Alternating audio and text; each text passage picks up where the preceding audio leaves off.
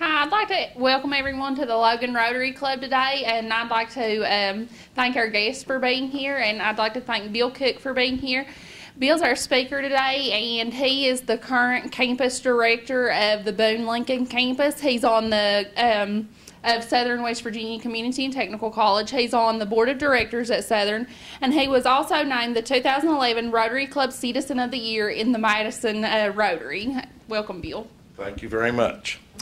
I appreciate it, and welcome everybody. It's my privilege and honor to be here today, and so I'm going to be as brief as possible, but I do have a message that I think that we as a community need to hear today. I know that when people come into a Rotary or they're asked to speak somewhere, it's common that people will say, well, I'm honored to be here and it's my pleasure. But you know, really seriously, when I began to think about what we would do today, I did a little research on Rotary. And I have been blessed to have been the Citizen of the Year Rotary from Madison, and I really appreciated that. And I realized that some of the things that Rotary is doing throughout the world are wonderful. I come to the knowledge to know that Rotary began, I think it was in 1905 with, in Chicago, and that the name Rotary came from they would meet at one office and go to the next, and they would rotate, and they would go to different offices throughout the city. Also come to find out that throughout the years internationally, Rotary has been very instrumental in world peace. They are constantly looking to avenues that they can help people in situations where peace needs to be restored. I realize also through the research that polio is an avenue that they have worked on, and it's been something they've been very successful at to help to get cures for polio. And then as we went through, of course, we know, and you already know this, about water and having places that are sanitary.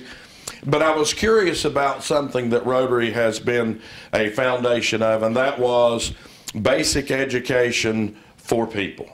And I think that that's what I want to talk to you about today and remind you of a few things. And if we could just take time to give this a little title, we would title it today, You Can Make a Difference. You know, we can all make a difference in people's lives. I don't know that we realize what impact we have on the world. I'm going to tell my story today in some matter of way. I hope that you can understand it. But we can make a difference. It's important that we all realize that we can make this change in people's lives. In 1973, I had the opportunity after high school to go to West Virginia State College and play baseball. I thought, Brother Andy, that I was going to be a professional baseball player. I found out after 3 weeks of fall ball that wasn't going to be the case. And with no money, just the tuition paid and the books paid, I made the decision that I needed to make some money, and I quit college and I thumbed home. And I came back to the coal fields, and in 1973, a little later that year, I was employed by Westmoreland Coal Company and began my coal mining career. And so through that time, my coal mining career lasted for 25 years. But through the way, it was a rocky road. In 1975, I got laid off for the 14th time. So I had been laid off 14 times through the 25-year period that I had been working in the coal fields. Now, I want you to imagine, if you would, what goes on in a life like that. You go through and you're making good money, and we did make good money. We had good benefits. I liked coal mining. I loved working in the coal fields. But you would work for several months, maybe 9 months, and you would gather up your money and you would save your money, saving for that new home, saving for that new car, saving for that education for your daughter. And what happens is you get laid off. Well, you have to use that money that you had saved up for the purpose of getting through the transition. So I'm proud to say that in the 25-year struggle in the coal industry, that my wife and I had teamed up, and we never, ever had one late bill. Not one. How did we do that? Well, we had to realize that we had to plan for not the future, but plan for the next layoff. So through the course of years, we began to plan for the next layoff. And they came time after time after time. And in 1993, I think it was, I brought that last pink slip into the house. And I handed it to my wife with tears in my eyes, and I said, I cannot do this anymore. And she said, I can't either. And so I decided to make an about turn. Now, I was 43 years old. I decided to change directions. That's pretty hard to change directions when you've got a house mortgage and you've got a car payment and you've got a young girl in school. So what did we do? We prayed about it. And God made a difference in our life. Not only did God make a difference in our life, but there were people in the community that made a difference in our world. So I decided that what I thought I should do is go down to the local campus at Southern West Virginia Community and Technical College, just to get some ideas on what I could possibly do or get into. So I went down, and matter of fact, it was the first day of class. I had zero money, because you will remember now that I had made enough money that year to knock me out of the Pell Grant. So I didn't have any funding at all. So I go in and I meet a gentleman by the name of Mike Browning, who had also been in the coal fields and went back to school and was the director of the same campus that I'm now director of. And I talked to Mike, and he said, I'll tell you what we need to do. We need to put you in a class. So he goes in, takes me down to an English class. Merle, you may not want to hear this. And he takes me down to the English class. He puts an extra seat in there, and he says, we'll figure out how we're going to do this later. And I sat there that day in that English class. Later on that week, I had a full schedule. Wondering how I was going to pay for this. So as we went through, I had enough money to get my books and pay the 60/40. And so here we go. We're on our journey. We're heading in a different direction. Mike Browning made a difference because he put me in that situation. He calls me 2 weeks later, comes up and he said, I want you to go to Van with me. There had been a big layoff up in the Van area. He takes me up to Van, and we're up there, and there's 250 people in the Van gym. So we're sitting there, and Mike gets up in front of all these people, and there's a lady there by the name of Sharon Higginbotham. And Sharon's there in that meeting, and Mike says, we're going to have a special guest speaker today, and I want you to pay attention to him. I want you to understand that he's got some information that can help you. When he introduced me, I didn't know what that information was. But I did go ahead and give my spiel that day, encouraging my fellow miners to change directions of their life, and many of them that very day did that. As time went on and we went through, I was going to classes and doing my best, but don't forget, I had a mortgage, I had a car, I had a young girl in school. And Ron Lemon approached me and asked me if I would go and do a presentation for the foundation, Southern West Virginia Community College's foundation. And for a long time after that, every now and then, I would go with Ron and I would do a presentation trying to raise money for people to go to school. In the meantime, this lady that was at the meeting at Van High School, Sharon Higginbotham, asked me where I was working.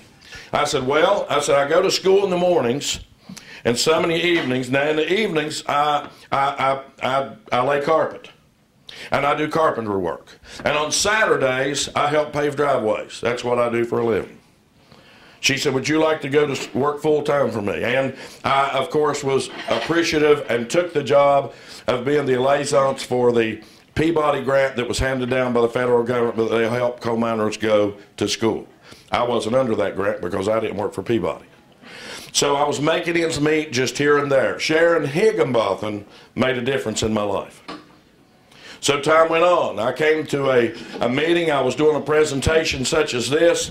I did the presentation past, present, and future. A year had went by, and there was a gentleman that walked in, put his shoulder on my hand and said, look, you better be good. I've canceled 2 meetings to listen to you today. So I didn't know who the man was. Never saw him before in my life. So I did the presentation past, present, and future. After I did past, present, and future, He said, I need to talk to you. He said, where do you work at? I said, well, right now, I said, I'm paving driveways. I'm doing construction work, and I'm helping on this Peabody grant. He said, well, I want to offer you a job right now. When I left Monday from an Italian restaurant, I had a contract signed on a napkin from C. David Morrison. He gave me a job, and I worked for him for 3 years. After that, you see, I moved on because, of course, Montero Development dissolved, and here I went. I needed work again because, see, I had a mortgage, and I had a car, and I had a daughter in school.